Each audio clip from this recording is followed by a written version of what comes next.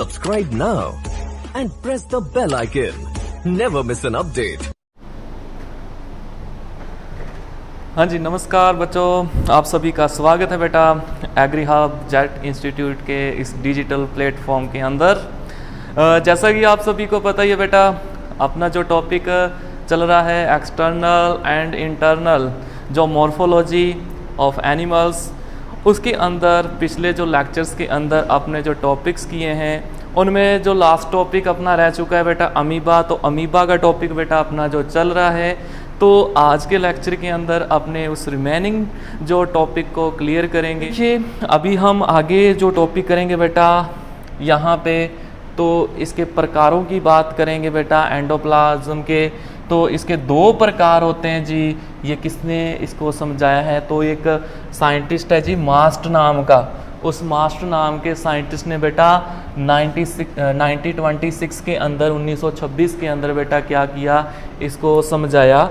इसके अंदर जो दो प्रकार का जो एंडोप्लाज्म पाया जाता है, यानी कि बेटा साइटोप्लाज्म आपने देखा दो प्रकार का था, एक्टोप्लाज्म एंड एंडोप्लाज्म। और उसके बाद अपने अगर बात करें बेटा इसका जो एंडोप्लाज्म वो भी दो तरीके का है। तो वो कौन सा होगा? नंबर 1 है बेटा यहाँ पे प्लाज्मा सोल, जो कैसा होगा? तो एक संकुचित प्रकार की प्रोटीन से बना हुआ होगा, यानी कि कंस्ट्रिक्ट टाइप की बेटा प्रोटीन होगी जो प्लाज्मा सोल होगा इसका। और दूसरा प्लाज्मा जो जेल होगी बेटा। अब देखिए, जो प्लाज्मा सोल होगा बेटा वो कहाँ पाया जाता है? तो वो सेंटर पार्ट में पाया जाता है। अब बेटा जो जेल होती है यानी प्लाज्मा जेल, तो वो कहाँ पाई जाएगी? वो परिधि है, यानी कि पेरिफेरल टाइप का होगा, यानी बाहर की तरफ पाया जाएगा। तो याद रखना ये कैसा है बेटा? तो ये एक यानी कि अगर बात करें तो एक्सपेंड टाइप की होगी, यानी कि प्रसारित प्रकार की होगी। तो देखो दो प्रकार की यहाँ पे प्रोटीन है जी। सबसे पहले अगर बात की जाए बेटा, तो सेंटर पार्ट की तरफ एक कंस्ट्रिक्ट टाइप की प्रोटीन देखने को मिलेगी।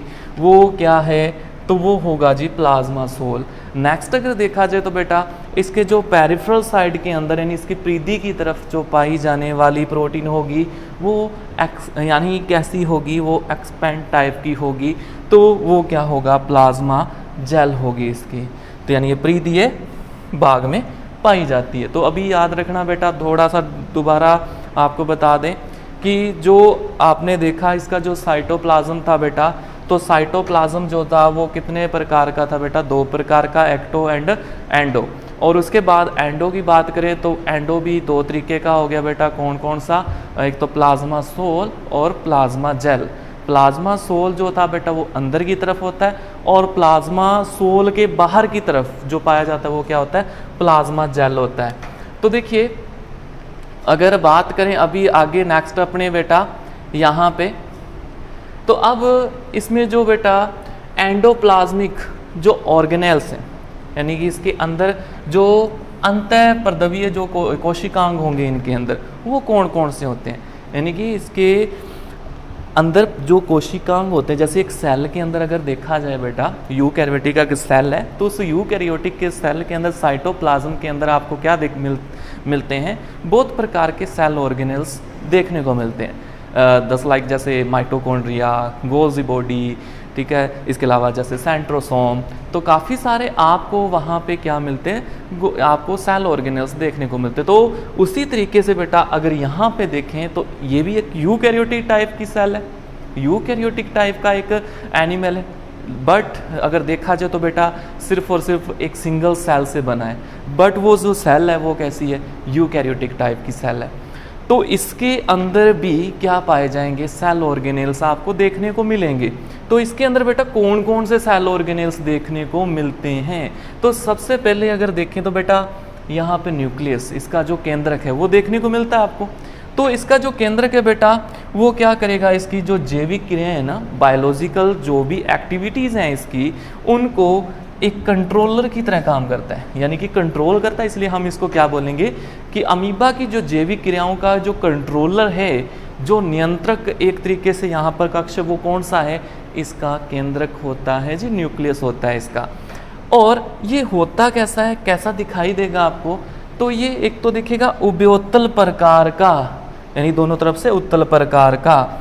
और नेक्स्ट अगर देखिए तो बेटा तस्त्रीनुमा यानी कि प्लेट लाइक, और अनेक केंद्रिकाओं युक्त यानी इसमें बहुत सारी न्यूक्लियोलस केंद्रिकाएं पाई जाती हैं, और 500 से लेके जो 600 बेटा क्रोमेटिन कणिकाएं इसके अंदर आपको देखने को मिलती हैं, जिनको हम क्या कहते हैं, तो क्रोमीडिया बोलते हैं जी। तो क्रोमीडिया क्या होता है, तो इसके अंदर बेटा जो क्रोमेटिन जो कणिकाएं होती हैं बेटा कितनी होगी, तो 500 से लेके 600 तक होती हैं, उनको यहाँ पर क्रोमीडिया बोला जाता है। तो क्रोमीडिया याद रखना क्या है बेटा, इसमें पाए जाने वाली जो क्रोमेटिन कणिकाएं होंगी उनको क्रोमीडिया बोला जाता है। और इसके बाद अगर बेटा बात करें तो हम यहाँ पे बात करते हैं जी वैक्यूल, इसकी रिक्तिकाओं की। तो बेटा रिक्तिकाएं कितने प्रकार की देखने को मिलेंगी आपको, तो यहाँ पे आपको 3 प्रकार की रिक्तिकाएं देखने को मिलेंगी। अब जो 3 प्रकार की रिक्तिकाएं हैं कौन कौन सी हैं, तो नंबर 1 बेटा यहाँ पे कॉन्ट्रैक्टाइल वैक्यूल, जिसको हम संकुचनशील रिक्तिका हिंदी में बोलते हैं। नेक्स्ट है भाई फूड वैक्यूल बेटा नंबर 2, जिसे हम हिंदी में खाद्य रिक्तिका बोलते हैं। नंबर 3 बेटा वाटर वैक्यूल, जलदानी। तो देखिए ये 3 यहाँ पर वैक्यूल होंगी कौन कौन सी, तो number 1 contractile vacuole, number 2 food vacuole, number 3 water vacuole. तो 3 प्रकार की वैक्यूल होगी। रिक्तिकाएं कितने तरीके की होगी बेटा, तो 3 तरीके की। अब देखिए सबसे पहले तो यहाँ पे बेटा बात की जाए, अभी आपके सामने ये फिर से अमीबा की स्ट्रक्चर जो देखने को मिली आपको, तो इसके अंदर कॉन्ट्रैक्टाइल वैक्यूल वगैरह, फूड वैक्यूल वगैरह और जो वाटर वैक्यूल है बेटा वो कहाँ पाई जाती हैं, तो आपको वो दिखाते हैं जी यहाँ पे इस स्ट्रक्चर के अंदर। तो देखिए ये तो बेटा इसका हो गया न्यूक्लियस। अब इसके बाद अगर बात की जाए तो ये देखिए ये जो स्ट्रक्चर्स आपको दिख रही है बेटा, ये क्या है, कॉन्ट्रैक्टाइल वैक्यूल है, संकुचनशील जो रिक्तिका है ये वाली है। इसके चारों तरफ बेटा क्या होती हैं, छोटी छोटी वाटर वैक्यूल्स पाई जाती हैं। तो याद रखना इसके चारों तरफ इसके साथ जुड़ी हुई क्या पाई जाती हैं, तो यहाँ पे आपको दिखेंगे जी वाटर वैक्यूल जो देखने को मिलेंगी। तो देखिए जो वाटर वैक्यूल है वो कॉन्ट्रैक्टाइल वैक्यूल की चारों तरफ जुड़ी रहती हैं, और धीरे धीरे उसके अंदर यानी कि कॉन्ट्रैक्टाइल वैक्यूल के अंदर जुड़ती हुई और उसका क्या करेंगी, व्यास बढ़ा देंगी, उसका साइज जो है इंक्रीज़ कर देंगी। यानी कॉन्ट्रैक्टाइल वैक्यूल बेटा क्या होगी, वो अगर देखा जाए तो उसका जो साइज है वो लगातार बढ़ता रहता है। किसके कारण, इन वाटर वैक्यूल्स के जुड़ने के कारण।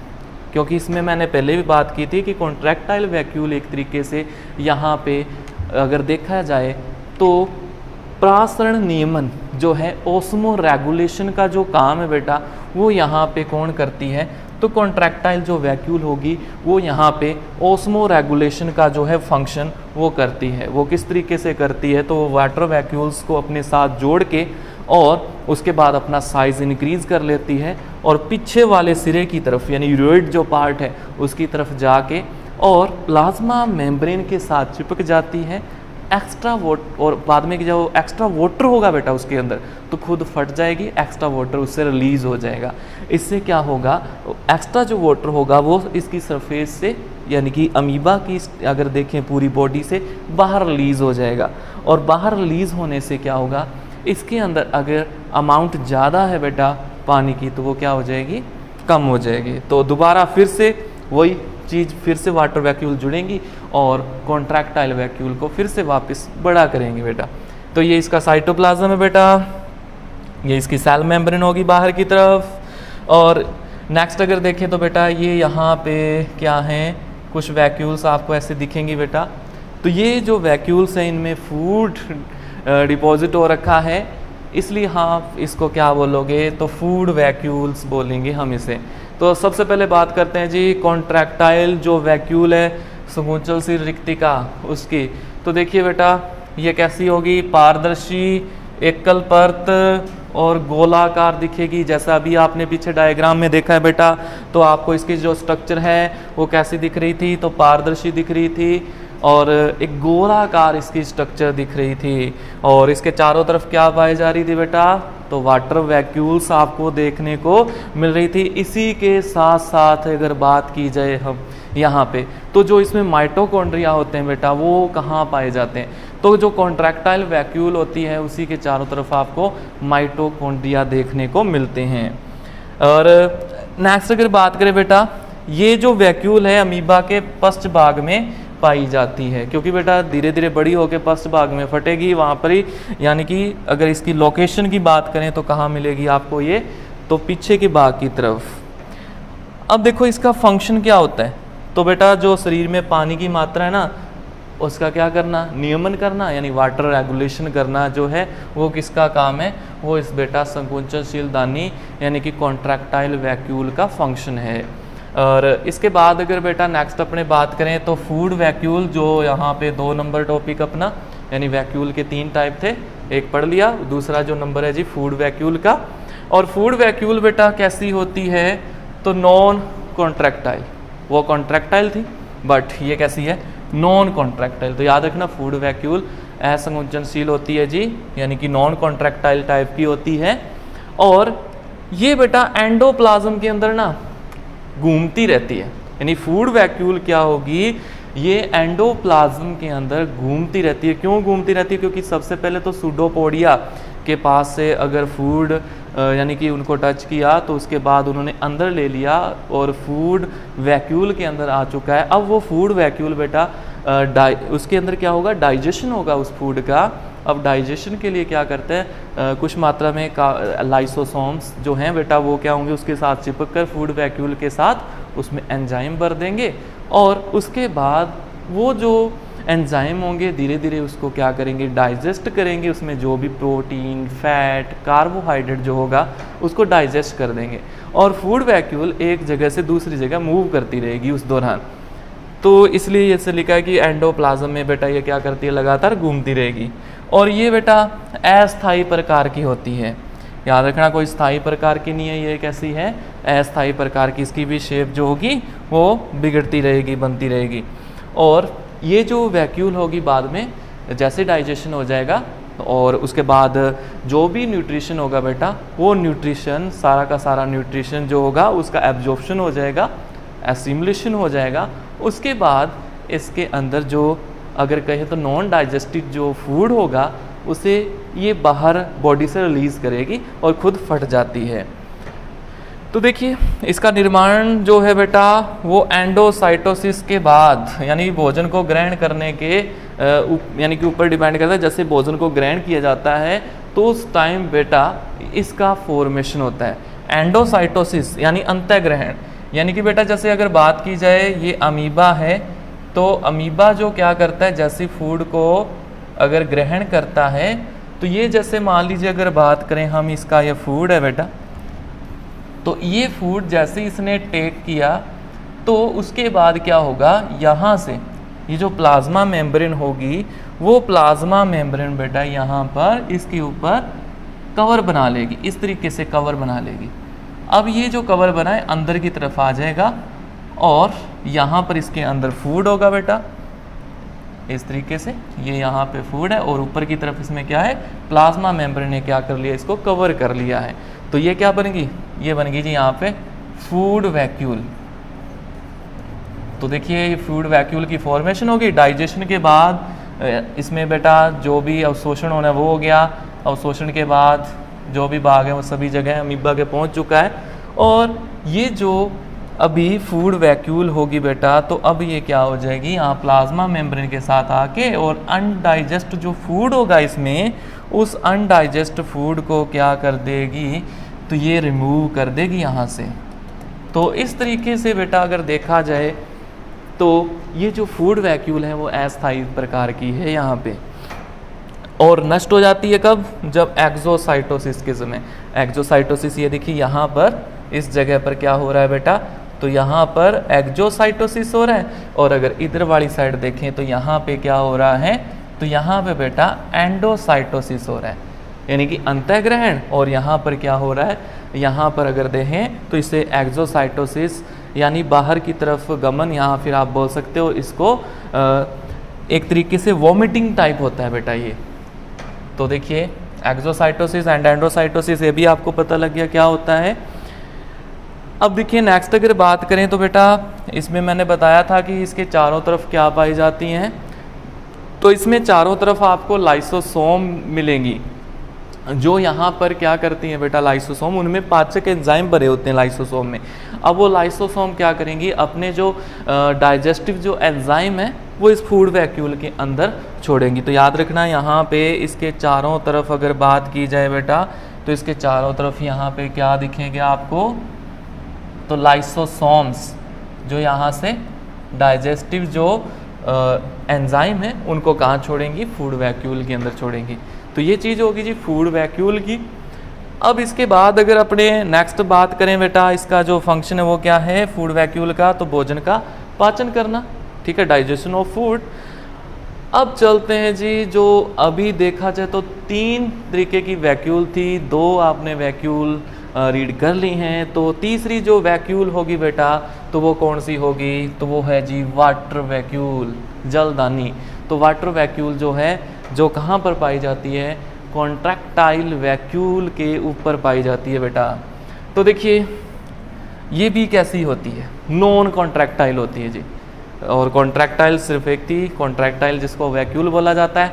नेक्स्ट अगर बात करें बेटा food vacuole and water vacuole दोनों कैसी हैं, वो नॉन कॉन्ट्रैक्टाइल टाइप की हैं।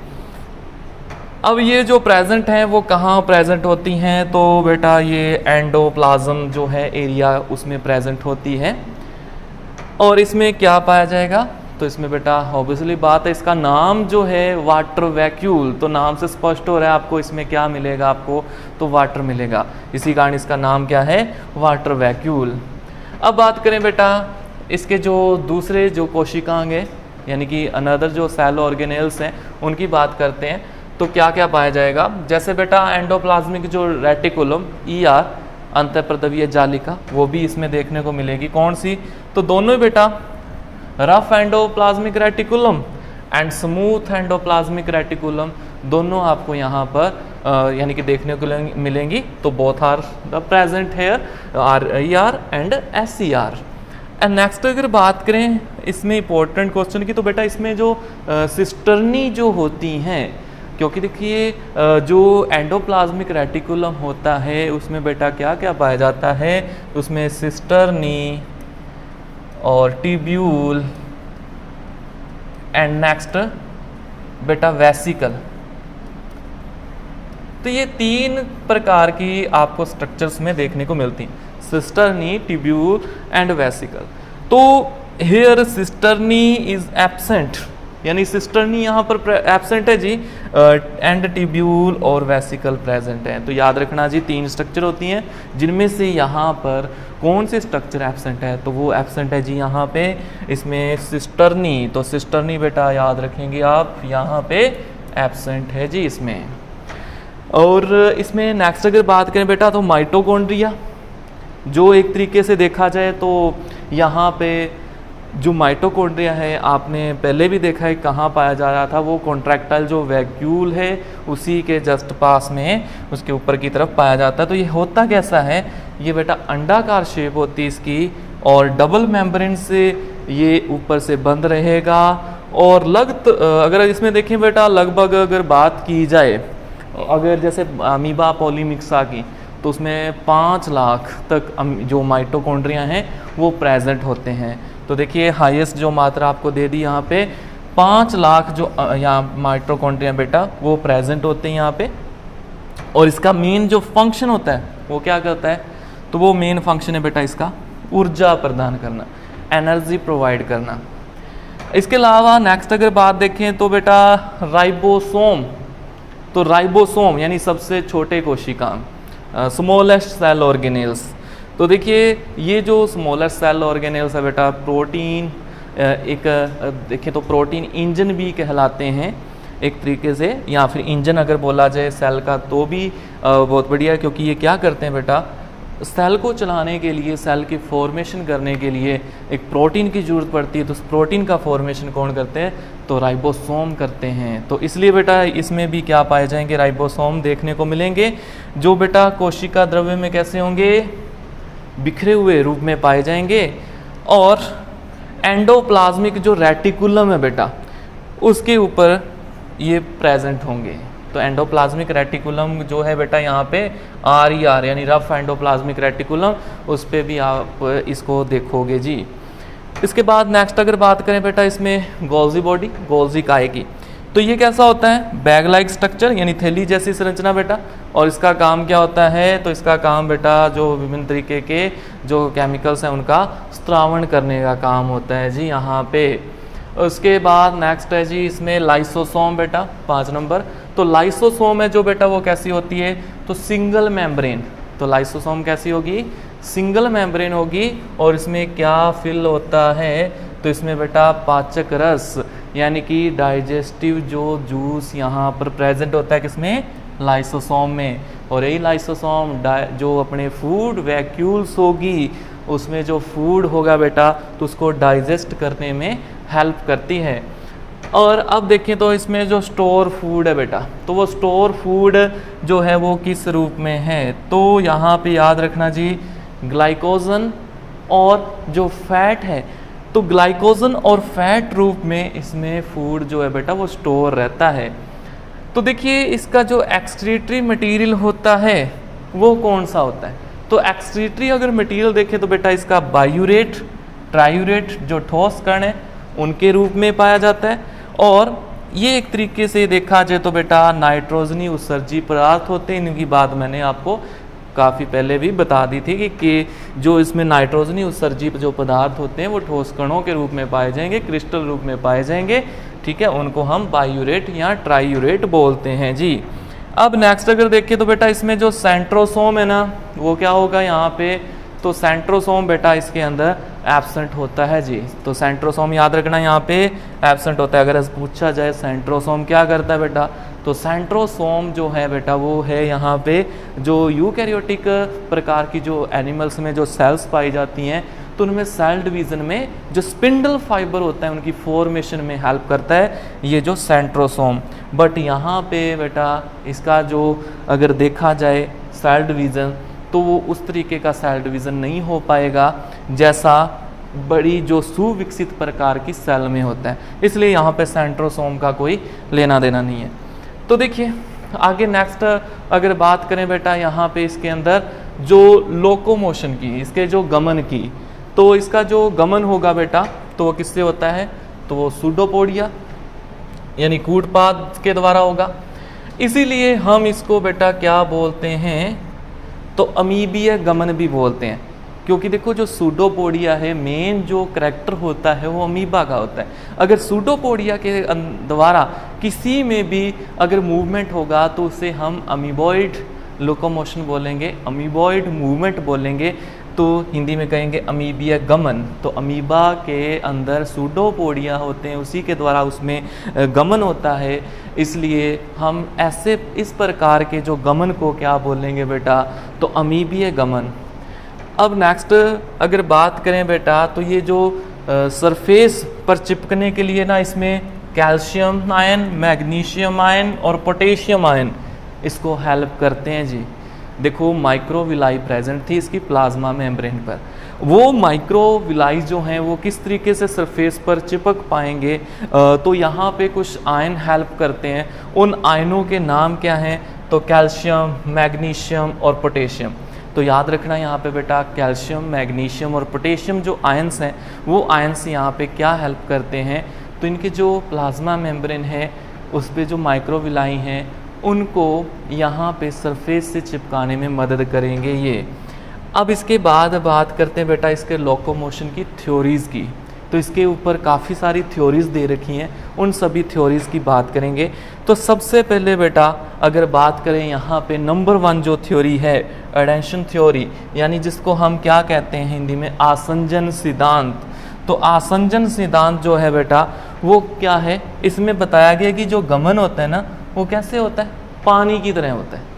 इनमें से बहुत सारी जो थ्योरीज हैं बेटा वो क्या हो चुकी हैं, नेगलेक्ट कर दी गई हैं। ठीक है, तो यानी कि नेगलेक्ट जो होने का नहीं, क्योंकि ये जो पहले की थ्योरीज जो दे रखी हैं बेटा, उन थ्योरियों को अमान्य माना गया है। तो देखिए जो सबसे अगर देखें यहाँ पर जो मान्य थ्योरी होगी, जो सर्वमान्य थ्योरी है बेटा, यूनिवर्सल जो थ्योरी है मूवमेंट की, वो सोल जेल थ्योरी होगी। क्योंकि बेटा इसमें जो एंडोप्लाज्म है, अपने बात की, उसमें साइक्लोसिस पाया जाता है, यानी कि चक्र गति पाई जाती है। क्योंकि जो उसके अंदर दो प्रकार की चीज़ें थी, एक तो plasma sol and plasma gel. तो बेटा उसमें प्लाज्मा सोल और प्लाज्मा जेल में मूवमेंट होगी, उसी के बदौलत अमीबा मूवमेंट करता है। तो सबसे ज़्यादा अगर देखे जाए तो यूनिवर्सल जो थ्योरी है यहाँ पर वो कौन सी है, तो सोल जेल थ्योरी है जी यहाँ पे। तो बाकी सारी जो थ्योरीज हैं बेटा वो नेगलेक्ट कर दी गई हैं, अमान्य घोषित की गई हैं। तो लेकिन हम पढ़ेंगे उन सभी को। तो सेकंड है जी यहाँ पे रोलिंग मूवमेंट थ्योरी, रोलिंग। तो देखिए बेलनी गति सिद्धांत, तो बेलनी गति सिद्धांत है यानी रोलिंग करना, यानी लुढ़कना बेटा, रोल करना। तो ये है जेनिंग नाम का साइंटिस्ट था, उसने दी थी इसको थ्योरी को। और गेंद की तरह लुढ़कने के समान, यानी कि जो बॉल है वो कैसे लुढ़कती है उस जैसे इसमें मूवमेंट होती है, जेनिंग ने ये समझाया, बट ये भी नहीं माना गया बेटा। उसके बाद तीसरी थ्योरी है जी कंस्ट्रिक्शन थ्योरी, यानी संकुंचन सिद्धांत। तो कंस्ट्रिक्शन थ्योरी बेटा जो दी थी वो किसने दी थी, सुल्ज नाम का साइंटिस्ट है जी। 1875 के अंदर इसने ये थ्योरी दी। कौन सी थ्योरी, कंस्ट्रिक्शन थ्योरी, संकुंचन सिद्धांत। तो इसमें बेटा क्या बताया गया कि जो कोशिका द्रव्य जो पदार्थों के अंदर ना संकुंचन होता है, कंस्ट्रिक्शन होता है, तो कोशिका द्रव्य जो पदार्थ हैं वो जैसे ही संकुंचित होते हैं ना, उसके कारण इसमें मूवमेंट होती है। लेकिन देखो सही तरीके से नहीं समझा पाया, इसलिए ये थ्योरी भी क्या हो गई, फेल हो गई बेटा। अब उसके बाद नेक्स्ट अगर बात की जाए यहाँ पे अगली थ्योरी, 4 नंबर थ्योरी, तो कौन सी है जी, वो है सरफेस टेंशन थ्योरी। हिंदी में बोलते हैं इसको पृष्ठ तनाव सिद्धांत। तो देखिए सरफेस टेंशन थ्योरी जो है वो किसके द्वारा दी गई, तो बर्थोल्ड नाम का साइंटिस्ट है जी, बर्थोल्ड। इसने कब दी, 1888 के अंदर ये थ्योरी दी, बर्थोल्ड नाम के साइंटिस्ट ने। और इसमें क्या कहते हैं कि कूटपाद का जो निर्माण है ना, सुडोपोडिया का जो फॉर्मेशन है, वो पृष्ठ तनाव यानी सरफेस जो टेंशन यानी सरफेस के तनाव के कम होने वाली जगह पर आंतरिक दबाव बढ़ जाता है बेटा। यानी कि अगर बात करें पृष्ठ तनाव जो है बेटा वो कम होने वाली जगह पर क्या हो जाएगा, आंतरिक जो दाब है वो बढ़ जाता है। उस वजह से यहाँ पे क्या होगा, मूवमेंट होगी भी।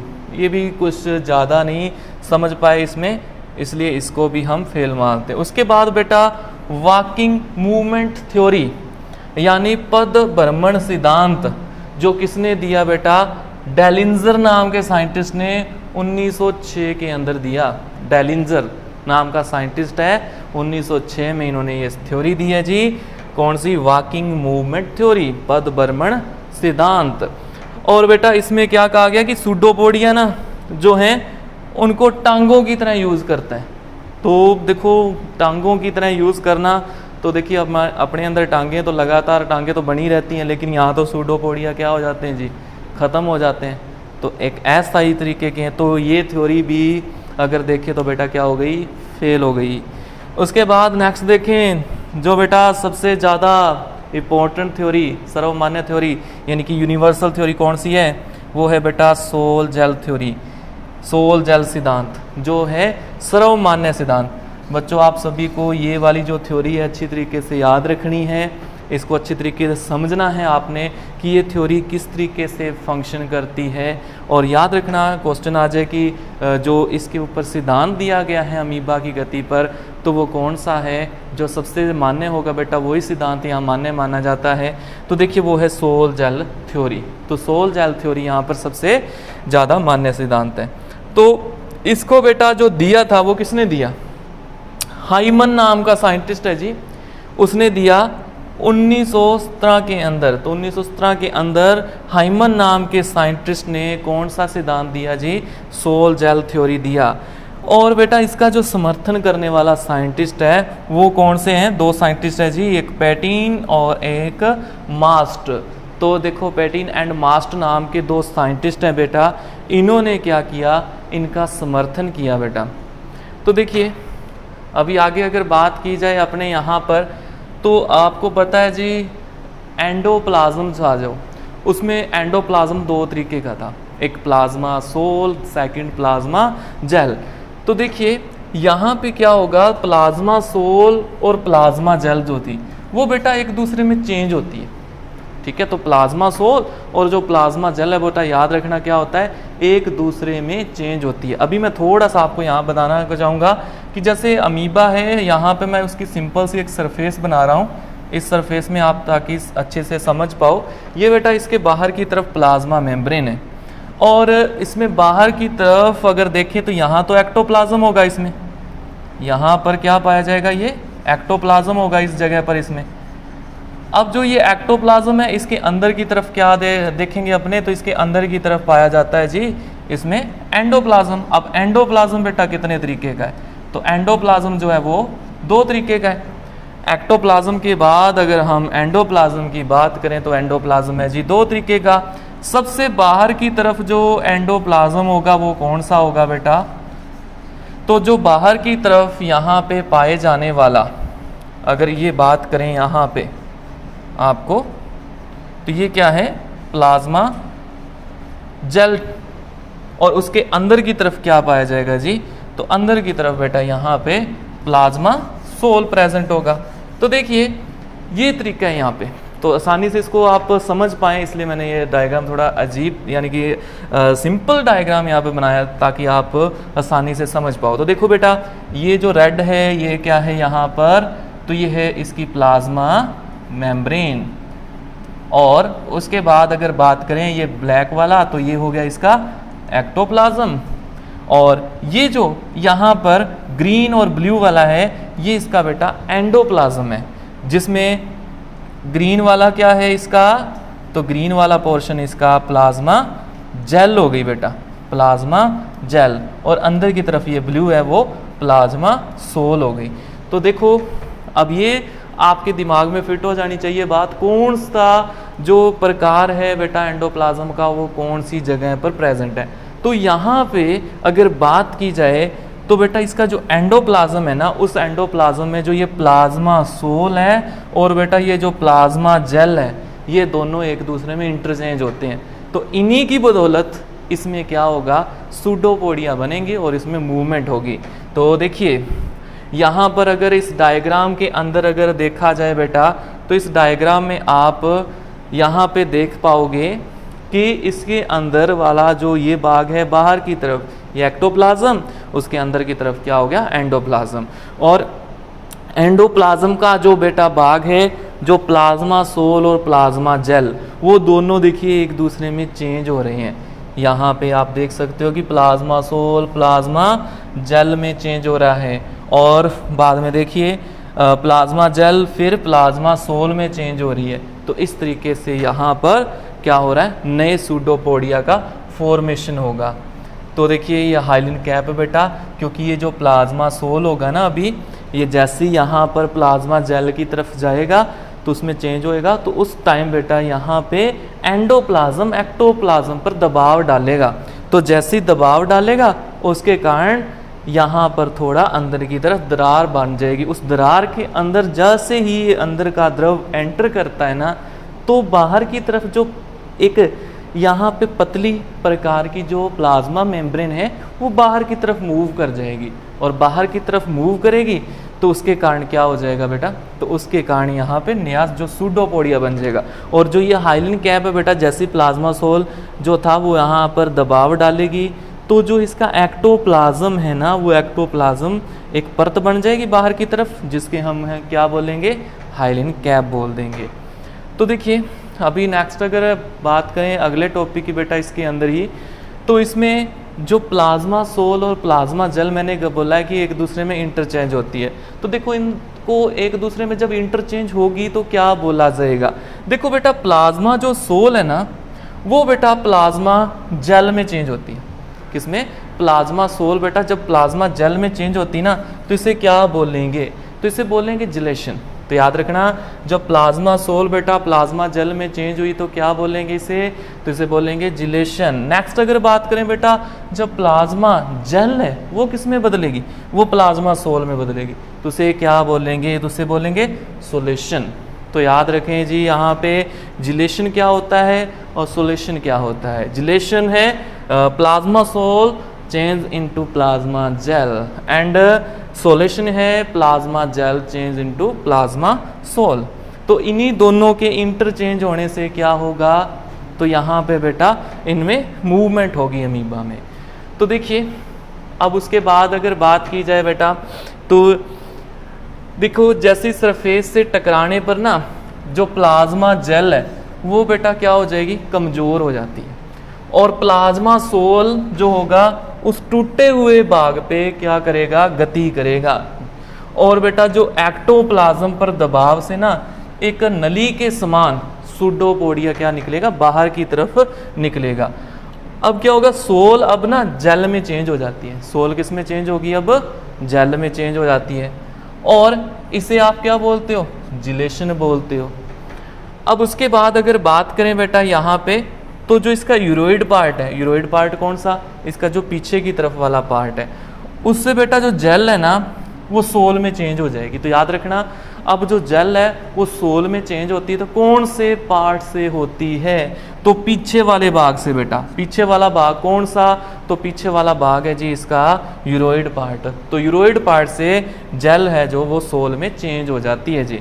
तो ये देखिए, अगर देखें, अगर बात यहाँ पर करें तो आप इसमें थोड़ा सा देख पाओगे बेटा कि यहाँ पे ना जो अंदर की तरफ, जो अगर बात करें इसके अंदर एंडोप्लाज्म है, उसमें जो प्लाज्मा सोल है तो वो प्लाज्मा सोल बाहर की तरफ गति कर रही है।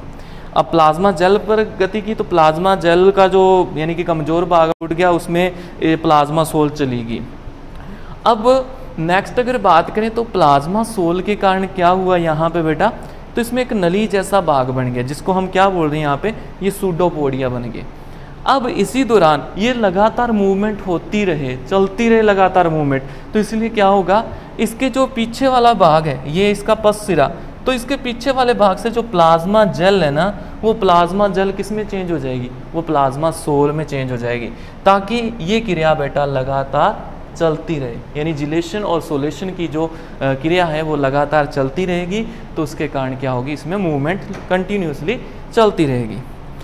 तो देखिए ये टॉपिक जैसे मान लो अगर बात करें तो पूरा हुआ। उसके बाद नेक्स्ट सिद्धांत देखें तो बेटा वो कौन सा है यहाँ पे, तो वो है जी इसका molecular folding and unfolding theory. Molecular folding and unfolding जो थ्योरी है इसकी बेटा, यानी आणविक वलन और अवलन सिद्धांत। वलन का मतलब यानी कि बेटा जैसे बात करें अपने कि कोई भी चीज़ है बेटा वो जब फोल्ड हो जाती है काफ़ी ज़्यादा, ठीक है, तो वो क्या होगी, आपस में जैसे मान लो एक दूसरे पर उलझ जाती है तो वो क्या हो गया, फोल्ड हो गया। और जब बात करें हम उनको अलग कर दें एक दूसरे से, जैसे दो अगर तंतु लिए अपने, उन तंतुओं को आपस में ऐसे अपने क्या किया, फोल्ड किया एक दूसरे पर, तो वो क्या हो गया, काफ़ी ज़्यादा टाइटली बॉन्डिंग से एक से दूसरे से जुड़ गए, तो वो तो होगी फोल्डिंग। अगर हम उन दोनों को बेटा खोल देंगे तो वो क्या होगी, अनफोल्डिंग। तो उसी पर रिलेटेड ये बेटा सिद्धांत, ये थ्योरी है। ये जो सिद्धांत दिया वो किसने दिया बेटा, गोल्डेकर और लोरक नाम के साइंटिस्ट ने 1950 के अंदर दिया। तो 1950 में ये सिद्धांत दिया गया है। इसमें क्या भी बोला गया है बेटा कि इसमें ना सोल और जेल अवस्था का जो फॉर्मेशन होता है वो किसके कारण होता है ये बताया गया जी। तो इसमें बेटा ये फॉर्मेशन जो ना एक्टिन प्रोटीन के बने हुए माइक्रोफिलामेंट होते हैं जी, सूक्ष्म तंतु होते हैं बेटा, उनके ना वलन और अवलन से होता है। देखो वैसे इन्होंने सोल और जेल थ्योरी को समर्थन किया है, तो सोल और जेल थ्योरी का इन्होंने बेटा समर्थन किया है, लेकिन इन्होंने ये बताया, थोड़ा सा एडवांस कर दिया कि इसमें ना एक फिलामेंट्स पाए जाते हैं, माइक्रो फिलामेंट्स होते हैं जो किसके बने होते हैं, एक्टिन प्रोटीन के बने होते हैं। उनके फोल्डिंग और अनफोल्डिंग होने से ही प्लाज्मा सोल के अंदर और प्लाज्मा जेल के अंदर जो मूवमेंट होता है, एक दूसरे में जो इंटरचेंज होती हैं, वो इसी की बदौलत हो पाते हैं।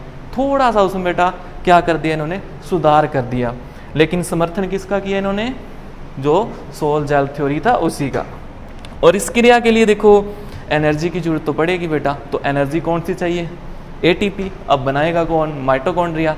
ऑब्वियसली बात है क्योंकि एमीबा के अंदर बेटा माइटोकॉन्ड्रिया प्रेजेंट होता है, तो एटीपी की फॉर्मेशन करेगा। वही एटीपी यहाँ पर इनको फोल्डिंग और अनफोल्डिंग होने में हेल्प करेगी। तो देखिए इसमें अगर बात करें बेटा सोल अवस्था है जो, तो वो सोल अवस्था के अंदर अगर बात की जाए जो फोल्डिंग हो रखी होगी जो माइक्रोफिलामेंट की, तो उसमें वो अनफोल्ड होगी। तो अनफोल्ड होने से क्या होगा, जो इसकी अगली अवस्था है कौन सी बेटा, जेल अवस्था, तो जेल अवस्था का निर्माण हो जाएगा। यानी याद रखना यहाँ पर कि सोल अवस्था में बेटा माइक्रोफिलामेंट्स का जो एवलन हो जाएगा, यानी कि उसका अनफोल्डिंग हो जाएगी जब, तो वो किस में चेंज हो जाएगी, वो जेल अवस्था में चेंज हो जाएगी। और यानी कि अगर सीधी सी बात करें तो बेटा जिलेशन हो जाएगा। उसके बाद अगर देखें जो जेल अवस्था है ना बेटा, तो उसके अंदर जो माइक्रोफिलामेंट थे वो क्या हो गए, अलग अलग हो गए। अब वो माइक्रोफिलामेंट वापस क्या होंगे, एक दूसरे से उलझ जाएंगे, यानी कि वापस फोल्ड हो जाएंगे, यानी कि वलन हो जाएगा। तो किस में बदल गए, सोल अवस्था में, यानी सोलेशन हो गया। सीधी सी बात कहें, वलन एवलन को आप पीछे की जो थ्योरी थी जिसमें आपने सोल जेल थ्योरी पढ़ी है, उसमें आपने जिलेशन और सोल्यूशन पढ़ा था, वही चीज़ है, लेकिन यहाँ पर इनके आप नाम थोड़े से बदल दिए गए हैं। जहाँ पर जिलेशन को एवलन यानी कि यहाँ पे अनफोल्डिंग हो गई, और नेक्स्ट जो फोल्डिंग है यानी वलन है बेटा वो है सोल्यूशन। तो सेम टू सेम है जी थ्योरी उसी तरीके से। अब अगर बात की जाए यहाँ पर, तो आप इसमें माइक्रोफिलामेंट्स देख सकते हो इस डायग्राम के अंदर। तो ये बेटा माइक्रोफिलामेंट्स हैं जो यहाँ पे प्रोटीन के बने हुए हैं। तो ये देखिए ये अंदर की तरफ जैसे मान लो फोल्डिंग हो रखी है, तो ये प्लाज्मा जो सोल है बेटा, जैसे प्लाज्मा जेल में बदला तो देखिए इनकी फोल्डिंग गायब हो गई, अनफोल्ड हो गई। ये देखिए यहाँ पर फोल्ड थे इस तरीके से, बट ये जो फोल्डेड थे ना, ये जैसे ही देखो जेल में बदले तो देखिए ये क्या हो गए, अनफोल्ड हो गए। तो ये क्या हो गया, यहाँ पे किस में चेंज हो गया अब ये, यानी कि सोल जो है वो जेल में चेंज हो गया बेटा, यानी एक तरीके से जिलेशन बन गया है। तो उसी तरीके से देखो अब क्या हुआ, ये जो बेटा अवलित यहाँ पे जो फिलामेंट है वो क्या हो रहे हैं, वापस देखो फोल्ड हो रहे हैं। ये देखिए वापस फोल्ड हो गए, किसका फॉर्मेशन कर रहे हैं, तो वापस सोल का फॉर्मेशन कर रहे हैं। तो ये क्या हो गया, अब इसको कल वैसे बोलें तो सोल्यूशन बोल देंगे, लेकिन यहाँ पर इसको हम एवलन यानी वो सॉरी अगर बात करें तो वलन बोल दिया, जिसके कारण क्या हुआ, जेल किस में चेंज हो गई, सोल अवस्था में। तो यहाँ तो सोल अवस्था है बेटा ये, और यहाँ पर कौन सी अवस्था है, तो यहाँ पर जेल अवस्था है।